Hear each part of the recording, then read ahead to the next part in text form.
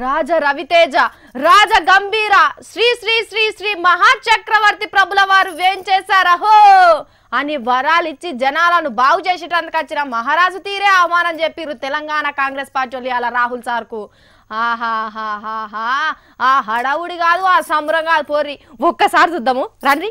ఎడారిలా వాన పడ్డట్టు ఎండిపోయిన చెట్లకు డ్రమ్మెడు నీళ్లు దొరికినట్టు ఆకలి నేడ్చేటోళ్లకు కుండెడు బిర్యానీ దొరికినట్టు సంబరపడ్డారు ఇవాళ కాంగ్రెస్ పార్టీ వాళ్ళు. రాహుల్ సార్ హైదరాబాద్ వస్తే మొన్నటిదాకా అన్ని పార్టీల వంతులు అయిపోయినాయి కదా, ఇగో ఇవాళ కాంగ్రెస్ పార్టీ వంత నట్టు నడిచింది.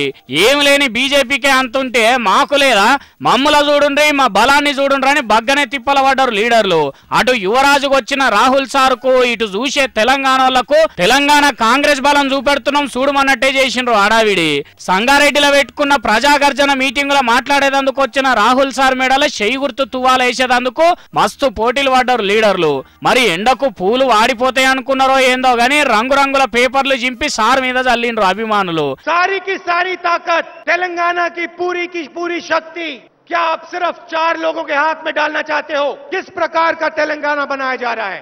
ఇక లీడర్ల మాటలు రాహుల్ సార్ స్పీచ్ ఇన్నాక ఇక ఎలక్షన్లు అచ్చుడే ఆలస్యం, తెలంగాణలో ఈసారి సీఎం సీటును చెయ్యితోటి అల్కాగా గుంజుతాం అన్నట్టు బొచ్చెలు ఇరుసుకొని ఇండ్లలోకి పోయినరు కాంగ్రెస్ పార్టీ లీడర్లు. గాని ముఖ్యమంత్రి సీటు ఎవరికని అనుకుంటున్నారో